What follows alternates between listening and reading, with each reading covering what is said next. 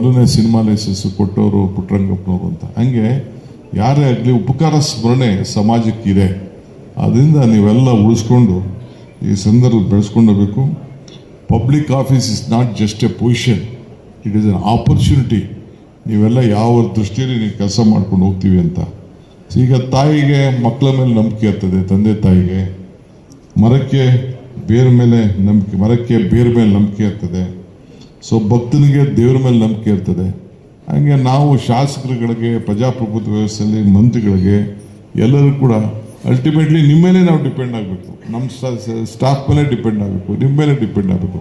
Decisions ಏನೇ ನಾವು ಹೇಳ್ಬೋದು, ಅಲ್ಟಿಮೇಟ್ಲಿ ನಮಗೆ ಗೈಡ್ ಮಾಡೋರು ನಾವು ಮಾಡೋದು ಕರೆಕ್ಟಾಗಿಲ್ಲ, ಸುಳ್ಳ, ಸರಿನಾ, ಕಾನೂನು ಚೌಕಟ್ಟಿನಲ್ಲಿ ಇದ್ದೀವಾ ಇಲ್ಲ ಅಂತ ಹೇಳೋರು ನೀವು.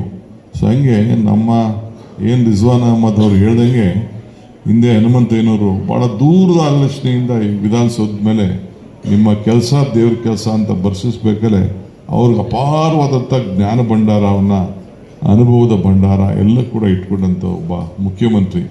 ಇವತ್ತು ಈ ವಿಧಾನಸೌಧ ಕಟ್ಟಿದ ಚರಿತ್ರೆ ಯಾರು ತಿಳಿದಿದ್ರೋ ಏನೋ ಗೊತ್ತಿಲ್ಲ, ಎಲ್ಲ ಯಾವುದು ಪುಸ್ತಕದಲ್ಲಿ ಇದೆ, ತಾವು ತೆಗೆದು ನೋಡಬೇಕು. ಭಾಳ ದೂರ ಅಡ್ಮಿನಿಸ್ಟ್ರೇಟಿವ್ ರಿಫಾರ್ಮ್ಸು ಎಲ್ಲ ಕೂಡ ಬಗ್ಗೆ ಭಾಳ ದೊಡ್ಡ ನಡೆಸಿದ್ರು. ಹಂಗೆ ನಿಮ್ಮ ಮೇಲೆ ಯಾವುದೇ ನಮ್ಮ ಗೌರ್ಮೆಂಟು ನಮಗೆ 5 ವರ್ಷಕ್ಕೆ ಒಂದು ಸತಿ ನಮ್ಮ ಸರಿ ಇಲ್ಲ ಅಂದ್ರೆ ನಮ್ಮ ಜನ ಮನೆಗೆ ಕಳಿಸ್ಬಿಡ್ತಾರೆ. ನಿಮಗೆ ಕೊನೆಗೆ ಕೆಲಸಕ್ಕೆ ಸೇರಿದು ರಿಟೈರ್ ಆಗಂಟ 60 ವಯಸ್ಸು ಆಗಂಟ ನಿಮಗೆಲ್ಲ ಭಗವಂತ ಒಂದು ಅವಕಾಶ ಮಾಡಿಕೊಟ್ಟಿದ್ದಾನೆ. ಪ್ರತಿ ಬದುಕಿನಲ್ಲೂ ಕೂಡ ಪ್ರತಿ ಒಂದು ತೀರ್ಮಾನ ತೆಗೆದುಕೊಳ್ಳೋ ಕೂಡ ನಾನು ಶಾಶ್ವತವಾಗಿ ಜನರ ಬದುಕಿಗೆ ನಾನು ಸಹಾಯ ಮಾಡಿದ್ದೇನೆ, ನನ್ನ ನೆನೆಸ್ಕೊಳ್ಳೋ ರೀತಿ ಮಾಡಿದ್ದೀನಿ ಅಂತ. ಆಮೇಲೆ ಪಾಸಿಟಿವ್ ಅಪ್ರೋಚ್ ಇರಬೇಕು. ಬರೀ ನೆಗೆಟಿವ್ ಅಪ್ರೋಚ್ ಇಟ್ಕೊಂಡು ಬರೀ ಏನು ತಪ್ಪು ಹಿಡೀಲಿ ಅಂತಲ್ಲ, ಎಲ್ಲರಿಗೂ ತಪ್ಪಿದ್ದೇ ಇರ್ತದೆ. ತಪ್ಪನ್ನ ನಿಮ್ಗೇನು ಕಾನೂನು ವಿರುದ್ಧವಾಗಿ ಮಾಡಿ ಅಂತ ನಾವು ಯಾವುದು ಹೇಳೋದಿಲ್ಲ. ಕಾನೂನು ವಿರುದ್ಧ ಅವಕಾಶ ನಿಮಗೆ ಬೇಕಾಗಿಲ್ಲ ನಮಗೆ. ಆದರೆ ಕಾನೂನು ಚೌಕಟ್ಟಿನಲ್ಲೇ ಯಾವ ರೀತಿ ಬಡ್ಜೆಟ್ಗೆ ಸಹಾಯ ಮಾಡಬೇಕು, ಫೈಲ್ಗಳನ್ನ ಮಾಡಬೇಕು. ಬರೀ ಟೈಮ್ನ ಮಾಡಿಕೊಂಡು ಬರೀ ಕಾಯ್ಕೊಂಡು ಇದ್ಕೊಂಡು ಬಸ್ನ ಕಾಯ್ಕೊಂಡು ಇಲ್ಲ ಟ್ರೈನ್ ಕಾಯ್ಕೊಂಡು ನನ್ನ ಟೈಮ್ ಮುಗಿದೋಯ್ತು ಅಂತ ಹೇಳಿದ್ರೆ ನಮ್ಗೆ ಸರ್ಕಾರದವ್ರಿಗೆ ಎಲ್ಲಿದೆ ಟೈಮು, ರಾಜಕಾರಣಿಗಳಿಗೆ ಎಲ್ಲಿದೆ ಟೈಮು? 24 ಅವರ್ಸು ನಾವು ಯೋಚನೆ ಮನೆಗೆ ಹೋಗೋದು ಬಿಟ್ಟರೆ ಮಿಕ್ಕಿದ ಎಲ್ಲ ಥರದಲ್ಲೂ ಕೂಡ ನೀವು ಯೋಚನೆ ಮಾಡಬೇಕು.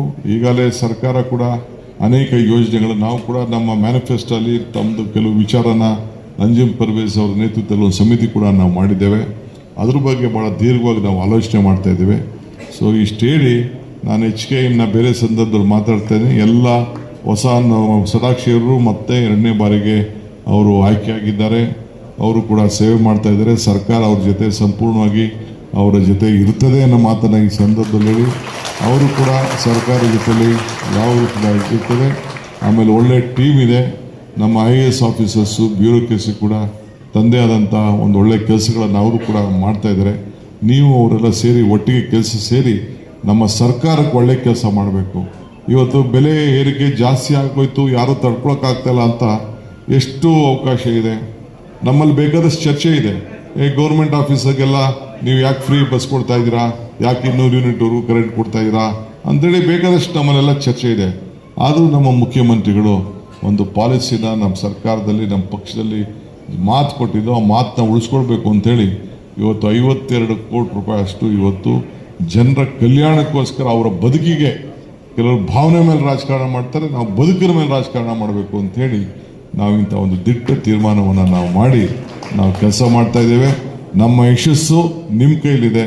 ನಿಮ್ಮ ಬದುಕಿಗೆ, ನಿಮ್ಮ ಯಶಸ್ಸಿಗೆ ಈ ಸರ್ಕಾರ, ಸಿದ್ದರಾಮಯ್ಯನವರ ಸರ್ಕಾರ, ಕಾಂಗ್ರೆಸ್ ಸರ್ಕಾರ ಯಾವಾಗಲೂ ಕೂಡ ನಿಮ್ಮ ಜೊತೆಲಿ ಇರ್ತದೆ ಅಂಥೇಳಿ, ನಮ್ಮದು ನಿಮ್ಮಿಬ್ಬರು ಸಂಬಂಧ ಭಕ್ತಂಗೂ ಭಗವಂತಂಗಿರೋಂಥ ಸಂಬಂಧ ಇಟ್ಕೊಂಡು ನಾವೆಲ್ಲ ಕೆಲಸ ಮಾಡೋಣ ಅಂತ ಹೇಳಿ ನನ್ನ ಮಾತು ಮುಗಿಸ್ತೇನೆ. ಎಲ್ಲರಿಗೂ ನಮಸ್ಕಾರ.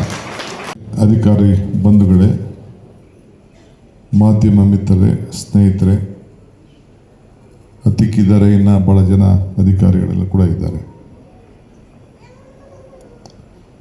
ತಮ್ಮ ಬದುಕಿಗೆ ಒಂದು ದೊಡ್ಡ ಅವಕಾಶ ನಿಮ್ಮ ಹಿರಿಯರು, ನಿಮ್ಮ ಶಿಕ್ಷಕರು, ನಿಮ್ಮ ತಂದೆ ತಾಯಂದಿರು ಮಾಡಿಕೊಟ್ಟಿದ್ದಾರೆ. ಪ್ರಜಾಪ್ರಭುತ್ವದ ವ್ಯವಸ್ಥೆಯಲ್ಲಿ ನಾವೆಲ್ಲ ಕೆಲಸ ಮಾಡ್ತಾ ಇದ್ದೀವಿ. ಶಾಸಕಾಂಗ, ಕಾರ್ಯಾಂಗ, ನ್ಯಾಯಾಂಗ, ಪತ್ರಿಕಾರಂಗ.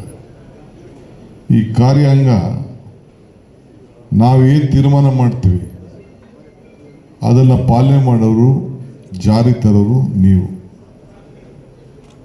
ನಾವು ಏನಾದ್ರು ತಪ್ಪು ಮಾಡಿದ್ರೆ ತಿದ್ದವರು ವಿಧಾನಸೌಧದ ಎದುರುಗಡೆ ಇಡೀ ದೇಶದಲ್ಲಿ ಪ್ರಜಾಪ್ರಭುತ್ವದ ವ್ಯವಸ್ಥೆಯಲ್ಲಿ ನ್ಯಾಯಾಂಗ ಶಾಸಕಾಂಗವನ್ನು ಕಾರ್ಯಾಂಗವನ್ನು ನೋಡ್ತಾ ಇರೋದು ಇದೇ ಜಾಗದಲ್ಲಿ, ಕರ್ನಾಟಕದಲ್ಲಿ ಮಾತ್ರ. ಸೊ ನಾವಿಬ್ಬರು ತಪ್ಪುಗಳು ಮಾಡಿದಾಗೆಲ್ಲ ಮಾಧ್ಯಮದವರು ಒಂದು ಕಡೆ ನ್ಯಾಯಾಂಗ ತಿರ್ತದೆ, ಒಂದು ಕಡೆ ಪತ್ರಿಕಾ ರಂಗದವರು ನಮ್ಮ ಎಲ್ಲ ತಪ್ಪುಗಳನ್ನು ಹುಡುಕಿ ಬರೀತಾರೆ. ಸೊ ಅವರು ತಪ್ಪುಗಳನ್ನು ತಿದ್ದಿ ಬರೀತಾರೆ ಅಂಥೇಳಿ ನಾವು ಅವ್ರ ಮೇಲೆ ಕೋಪ ಮಾಡ್ಕೊಂಡೇನು ಅರ್ಥ ಇಲ್ಲ. ನಾವು ಏನು ಮಾಡ್ತಾಯಿದ್ದೀವಿ ತಪ್ಪನ್ನಂತ ನಾವು ತಿದ್ಕೊಳ್ಳೋಕ್ಕೆ ಒಂದು ಅವಕಾಶ ನಮಗೆ ಸಿಗ್ತಾ ಇದೆ. ಇದನ್ನು ನಾವೆಲ್ಲ ಅರ್ಥ ಮಾಡ್ಕೊಳ್ಬೇಕು. ನಾವು ತಪ್ಪು ಮಾಡಿದ್ರೆ ತಾನೇ ಅವ್ರು ಬರೆಯೋದು, ನಾವು ತಪ್ಪು ಮಾಡಲಿಲ್ಲ ಅಂದ್ರೆ ಯಾಕೆ ನಮ್ಮ ಮೇಲೆ ಬರೀತಾರೆ? ಇದು ಕೂಡ ನಮಗೆ ಮಾರ್ಗದರ್ಶಕರು ಅಂದ್ಕೊಂಡು ನಾವೆಲ್ಲ ಕೆಲಸವನ್ನು ಮಾಡಬೇಕಾಗ್ತದೆ. ಇವತ್ತು ಹಣ ಇದ್ದರೆ ನಾವು ಬರೀ ನಮ್ಮ ಕುಟುಂಬಕ್ಕೆ ಮಾತ್ರ ನಾವು ದೊಡ್ಡವರಾಗ್ತೀವಿ. ಆದರೆ ಜನಸೇವೆ ಮಾಡೋಂಥ ಅಧಿಕಾರಿಗಳಿಗೆ ಇಡೀ ಸಮಾಜ ಅವ್ರನ್ನ ಗೌರವಿಸ್ತದೆ. ಈಗ ತಾನೇ ಒಬ್ಬ ನೌಕರು ನೆನೆಸ್ಕೊಳ್ತಾ ಇದ್ದ, ಹಿಂದೆ ನನಗೆ ಯಾರು ಸಹಾಯ ಮಾಡೋದು ಅಂತೇಳಿ. ನಾವು ದೇವಸ್ಥಾನಕ್ಕೆ ಹೋಗ್ತೀವಿ, ಎಂತಕ್ಕೆ ಹೋಗ್ತೀವಿ ದೇವಸ್ಥಾನಕ್ಕೆ? ಏನಾದ್ರು ನಮ್ಗೆ ಒಳ್ಳೇದಾಗಬೇಕು, ನಮ್ಮ ಮಕ್ಳಿಗೆ ಒಳ್ಳೇದಾಗಬೇಕು, ವಿದ್ಯಾಭ್ಯಾಸ ಆಗಬೇಕು, ನೌಕರಿ ಸಿಗಬೇಕು, ನೆಮ್ಮದಿ ಸಿಗಬೇಕು ಅಂತ ಹೋಗ್ತೀವಿ. ಅಲ್ಲಿ ಮಧ್ಯದಲ್ಲಿ ಒಬ್ಬ ಪೂಜಾರಿ ಇರ್ತಾನೆ. ಅರ್ಚಕಸ್ಯ ಪ್ರಭಾವೇನ ಶಿಲಾದ್ಭವತಿ ಶಂಕರ. ಅರ್ಚಕನ ಪ್ರಭಾವದಿಂದ ಶಿಲೆಯಲ್ಲೂ ಶಂಕರ ಕಾಣಬಹುದಂತೆ. ಹಂಗೆ ಸರ್ಕಾರ ನೌಕರತ್ವಕ್ಕೆ ಏತಕ್ಕೆ ಬರ್ತಾರೆ? ಎಲ್ಲರೂ ಕೂಡ ಏನೋ ತೊಂದರೆ ಇರೋದಕ್ಕೆ ಮಾತ್ರ ಬರ್ತಾರೆ. ಏನು ಸಮಸ್ಯೆ ಇಲ್ಲ ಆದಾಗ ಅದಕ್ಕೆ ಪಾಸ್ ಹಾಕ್ಕೊಂಡು ಹೋಗ್ತಾ ಇರ್ತದೆ ಕೆಲಸ. ಸೊ ಆಗ ಸಂದರ್ಭದಲ್ಲಿ ನಾನು ನೋಡಿದ್ದೇನೆ, ಅನೇಕ ನನ್ನ 36-37 ವರ್ಷದ ಅನುಭವದಲ್ಲಿ, ರಾಜಕಾರಣದ ಅನುಭವದಲ್ಲಿ, ಕೆಲವರು ಬರೀ ಕೊಕ್ಕೆ ಹಾಕೋದೇ ಕೆಲಸ, ತಿರುಗಿಸೋದೇ ಕೆಲಸ. ಆಗದೆ ಓದು ಪರಿಶೀಲನೆ ಮಾಡ್ತೀನಿ, ತಿರ್ಗಿ ಅದಕ್ಕೆ ಓದು ಪೇಪರ್ ತಗೋಬ, ಇದಕ್ಕೋನೆಲ್ಲ ಗೊತ್ತಿರ್ತದೆ ಅವ್ರ ಕೈಲಿ ಆಗ್ತದೆ ಅಂತ.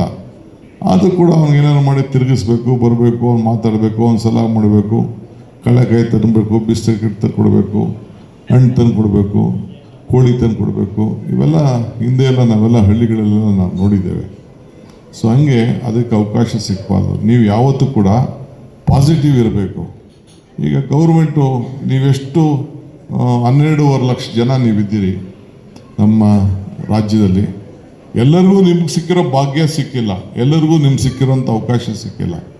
ಎಲ್ಲ ಬೇಕಾದಷ್ಟು ಜನ ಎಷ್ಟೋ ಪ್ರಯತ್ನ, ಒಂದೊಂದು ಪೋಸ್ಟ್, ಒಂದು 50 ಪೋಸ್ಟ್, 100 ಪೋಸ್ಟ್ ಕರೆದ್ರೆ ಲಕ್ಷಾಂತರ ಜನ ಆಗ್ತಾರೆ. ಅಂಥದ್ರಲ್ಲಿ ತಾವೆಲ್ಲ ಭಾಳ ಅದೃಷ್ಟವಂತರು. ಸೊ ಅದರಿಂದ ನಾನು ನಿಮ್ಮ ನೌಕರೊಬ್ಬರು ಹೇಳ್ದಂಗೆ ನಾನು AC ಆಗಿದ್ದೀನಿ, ನನಗಿಂತ ಪೋಸ್ಟು ಶಾಲಿನಿ ರಜೆ ಕೊಟ್ಟರು ಅಂದಾಗ ನನಗೂ ಅದೇ ನೆನಪು. ಪುಟ್ಟರಂಗಪ್ಪ DC ಆಗಿದ್ದು, ನಮ್ಮ ರೂರಲ್ ಡಿಸ್ಟ್ರಿಕ್ಟ್ DC ಆಗಿದ್ದು. ನಾನು ಚಿತ್ರಮಂದಿರ ಲೈಸೆನ್ಸ್ಗೆ ಹೋಗಿದ್ದೆ. ಅವತ್ತು ಇಂದಿರಾ ಗಾಂಧಿ ಅವರು ಸತ್ತೋದ್ರು, ಇನ್ನೇನು ಡಿಕ್ಲೇರ್ ಆಗಿರಲಿಲ್ಲ. ನಾನು ಅವ್ರು ಭೇಟಿ ಮಾಡೋಕ್ಕೆ ಹೋದೆ. ದೊಡ್ಡ ಗಲಾಟೆ ನಡೀತಾಯಿತ್ತು ಸಾಯಂಕಾಲ, ಅಷ್ಟೊತ್ತಿಗೆಲ್ಲ ದೊಡ್ಡ ನಡೀತಾಯಿದ್ದು.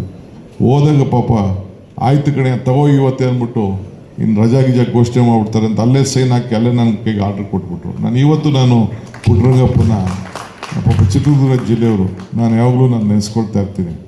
ನನಗೆ ಮೊದಲನೇ ಸಿನಿಮಾ ಲೈಸೆನ್ಸು ಕೊಟ್ಟವರು ಪುಟ್ಟರಂಗಪ್ಪನವರು ಅಂತ. ಹಂಗೆ ಯಾರೇ ಆಗಲಿ ಉಪಕಾರ ಸ್ಮರಣೆ ಸಮಾಜಕ್ಕಿದೆ. ಅದರಿಂದ ನೀವೆಲ್ಲ ಹೆಚ್ಚಿನ ವಿಡಿಯೋಗಳಿಗೆ ಪ್ರತಿಧ್ವನಿ ಯೂಟ್ಯೂಬ್ ಚಾನೆಲ್ ಸಬ್ಸ್ಕ್ರೈಬ್ ಮಾಡಿ, ಬೆಲ್ ಐಕಾನ್ ಕ್ಲಿಕ್ ಮಾಡಿ.